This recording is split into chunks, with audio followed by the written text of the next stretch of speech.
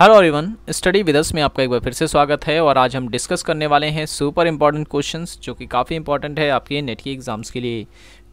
इस तरह की वीडियोस अगर आपको पसंद आती हो तो लाइक ज़रूर करा करें और चैनल को सब्सक्राइब नहीं किया अभी तक तो ज़रूर कर लें ताकि ऐसी वीडियोज़ की नोटिफिकेशन आपको मिलती रहे। ठीक है, जो वीडियोज़ हैं इन वीडियोज़ में जो क्वेश्चंस लिए जा रहे हैं वो अधिकतर क्वेश्चंस प्रीवियस ईयर के हैं और उस क्वेश्चन से कितने टाइप के क्वेश्चंस और पूछे जा सकते हैं वो सभी हम जो है हर एक क्वेश्चंस में डिस्कस करते हैं। ठीक है, तो वीडियो को एंड तक ज़रूर देखें। और पहले कि अगर आप हमारी वीडियोस को देखना चाहते हैं तो लिंक जो है वो हमने डिस्क्रिप्शन में दे दिया है। ठीक है, और ऊपर जो आई बटन है उस पर क्लिक करके भी आप हमारी वीडियोस को देख सकते हैं। तो चलिए शुरू करते हैं। आज का पहला जो सवाल है वो ये है कि निम्न में से, ठीक है, निम्न में से कौन सा प्रयोग प्रदर्शन विधि का गुण है? प्रयोग प्रदर्शन विधि का गुण है। तो देखिए, मनोवैज्ञानिक विधि भी इसमें सही होगा। सह संबंध पर आधारित होती है ये। ठीक है, प्रयोग प्रदर्शन विधि ये भी सही होगा। और प्रयोगों के प्रदर्शन में उपयोगी होती है तो ये भी सही होगा। सही आंसर है ऑप्शन नंबर डी। उपयुक्त सभी जो है ये गुण हैं किसके? प्रयोग प्रदर्शन विधि के। अब प्रयोग प्रदर्शन जो विधि होती है इसी में जो है हम चित्र का प्रयोग करते हैं। ठीक है, चार्ट का प्रयोग करते हैं, मॉडल का प्रयोग करते हैं। ठीक है, स्लाइड का यूज़ करते हैं। ठीक है, ये क्वेश्चन पूछा गया था कि स्लाइड का जो प्रयोग है वो किस प्रकार की विधि में किया जाता है? तो प्रयोग प्रदर्शन विधि में किया जाता है। ठीक है, ये भी आपको याद रखना है। नेक्स्ट क्वेश्चन है, शिक्षण को प्रभावित करने वाले कारक कौन से हैं? ठीक है, शिक्षण को प्रभावित करने वाले कारक कौन से हैं? अभी देखिए, अभी इस तरीके से लिखा जाएगा, अभिक्षमता, रुचि, मूल प्रवृत्ति, ये तीनों की तीनों जो हैं वो शिक्षण को प्रभावित करने वाले कारक हैं। ठीक है, तो सही आंसर हो जाएगा ऑप्शन नंबर डी, उपयुक्त सभी। ठीक है, उपयुक्त सभी इसका सही आंसर है। और भी कई प्रकार के कारक होते हैं जो कि शिक्षण को प्रभावित करते हैं। मैं यहाँ लिख देता हूँ, व्यक्तिगत कारक, ठीक है, और एक होता है बौद्धिक कारक, बौद्धिक कारक, और एक होता है मनोवैज्ञानिक कारक, मनोवैज्ञानिक कारक। ठीक है, और ये जो है ये सारे के सारे अन्य कारकों की श्रेणी में आएंगे। ठीक है, और व्यक्तिगत कारक, बौद्धिक कारक और मनोवैज्ञानिक कारक भी आपको याद रखने हैं। हालांकि मैंने टीचिंग एप्टीट्यूड का जब वीडियो बनाया था तो वहाँ पर ये सारे के सारे एक्सप्लेन भी कर रखे हैं कि इसके अंदर कितने प्रकार के और कारक जुड़े होते हैं। ठीक है, जैसे व्यक्तिगत कारक में दो वर्गों में से विभाजित किया गया है। ठीक है, तो इसी प्रकार से। नेक्स्ट क्वेश्चन है, राष्ट्रीय विज्ञान फाउंडेशन, ठीक है, राष्ट्रीय विज्ञान फाउंडेशन ने अनुसंधान का वर्गीकरण कितने वर्गों में किया है? तो याद रखें ये किया है 3 वर्गों में। ऑप्शन नंबर बी इसका करेक्ट आंसर है। तो राष्ट्रीय विज्ञान फाउंडेशन जो है तो कौन से 3 प्रकार हैं जिसका वर्गीकरण किया गया है नेशनल साइंस फाउंडेशन के द्वारा? तो तीनों के नाम आपको जो है याद रखने हैं। पहला है मूलभूत अनुसंधान, दूसरा जो है वो है व्यवहारिक अनुसंधान, और तीसरा जो है वो है प्रयोगात्मक अनुसंधान।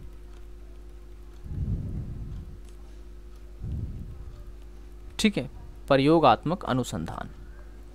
तो ये तीनों जो हैं आपको याद रखने हैं। राष्ट्रीय विज्ञान फाउंडेशन के द्वारा इन्हीं 3 अनुसंधानों का वर्गीकरण किया गया है। नेक्स्ट क्वेश्चन है, निम्नलिखित में से कौन सी परिकल्पना की विशेषता नहीं है? ठीक है, हाइपोथेसिस की आप बात की जा रही है। निम्नलिखित में से कौन सी परिकल्पना की विशेषता नहीं है? तो उसका सही जो आंसर होगा, देखें, शाब्दिक स्पष्टता जो है ये होती है इसमें। ठीक है, और उसके बाद प्राकृतिक नियमों के अनुरूप भी होती है ये, और निगमनात्मक चिंतन पर भी आधारित होती है। तो सही आंसर हो गया हमारा ऑप्शन नंबर डी।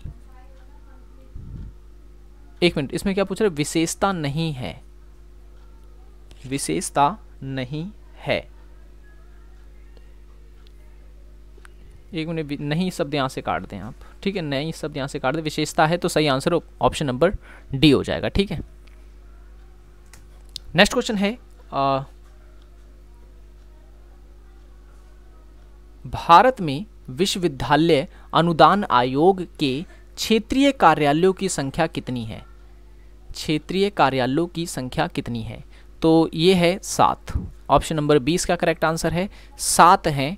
और सातों के नाम भी आपको याद रखने हैं, क्योंकि ऑप्शन में एक बार पूछा गया था सवाल और आपको चार ऑप्शन दिए जाते हैं, जिसमें से एक जो होता है उसका क्षेत्रीय कार्यालय नहीं होता है। ठीक है, तो आपको सारे याद होंगे तो आप इजी से एलिमिनेट कर सकते हैं कि कौन सा कार्यालय जो है विश्वविद्यालय अनुदान आयोग का नहीं है। तो 7 कार्यालय हैं और सातों के नाम आपको याद रहेंगे। पहला है बेंगलोर, ठीक है, बेंगलोर।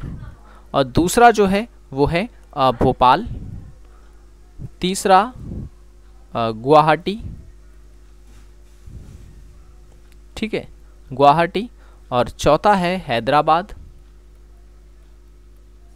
पांचवा है कोलकाता,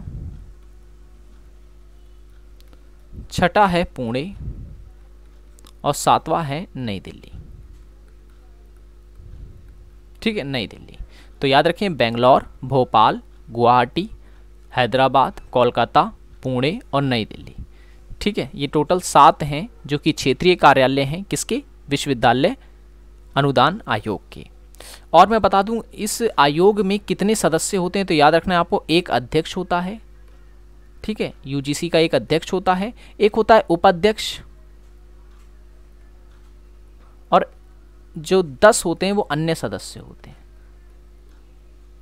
ठीक है, 10 अन्य सदस्य भी इसमें शामिल होते हैं आयोग में। तो आयोग में कुल कितने सदस्य हो गए? 12 हो गए। अध्यक्ष एक होता है, एक उपाध्यक्ष होता है और 10 अन्य सदस्य इसमें शामिल होते हैं। तो कुल कितने सदस्य होते हैं? तो 12 होते हैं।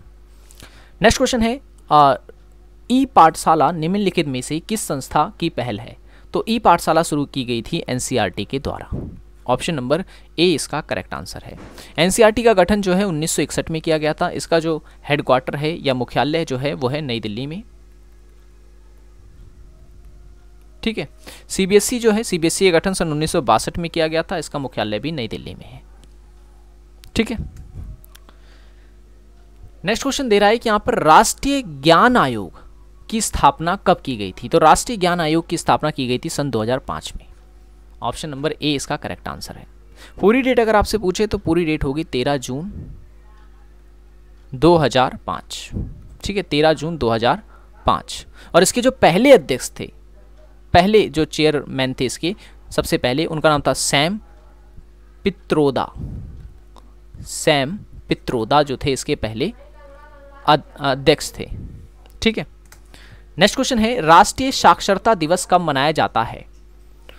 राष्ट्रीय साक्षरता दिवस मनाया जाता है हर साल 8 सितंबर को। ऑप्शन नंबर सी इसका करेक्ट आंसर है। ठीक है, और राष्ट्रीय या अंतर्राष्ट्रीय साक्षरता दिवस पूछ रहा था, सॉरी, अंतर्राष्ट्रीय साक्षरता दिवस मनाया जाता है 8 सितंबर को। ठीक है, और भारतीय शिक्षा दिवस तो 5 सितंबर, और विश्व शिक्षक दिवस, ठीक है, राष्ट्रीय शिक्षा दिवस तो 5 सितंबर, और अगर विश्व शिक्षक दिवस पूछता तो 5 अक्टूबर। ठीक है, जल प्रदूषण से होने वाली बीमारी निम्नलिखित में से कौन सी नहीं है? ठीक है, कौन सी नहीं है? देखिए, पोलियो होता है, हैजा होता है, टाइफाइड होता है, एड्स नहीं होता है। तो जल से होने वाली बीमारियों में पोलियो, हैजा, टाइफाइड शामिल है। अतिसार भी एक रोग होता है जो जल प्रदूषण से होता है। ठीक है, जल प्रदूषण से होता है। और हेपेटाइटिस और किडनी खराब होना, तो ये सारे के सारे आपको याद रखने हैं। ये सारे के सारे जल प्रदूषण से होने वाली बीमारियां हैं। ठीक है, सो आज की वीडियो में इतना ही। आई होप ये वीडियो आपको पसंद आया होगा। वीडियो पसंद आया हो तो लाइक ज़रूर कर दें, और चैनल को सब्सक्राइब नहीं किया तो ज़रूर कर लें, ताकि ऐसी वीडियोस की नोटिफिकेशन आपको टाइम टू टाइम मिलते रहे। सो मिलेंगे हम नेक्स्ट वीडियो में। Thanks for watching this video.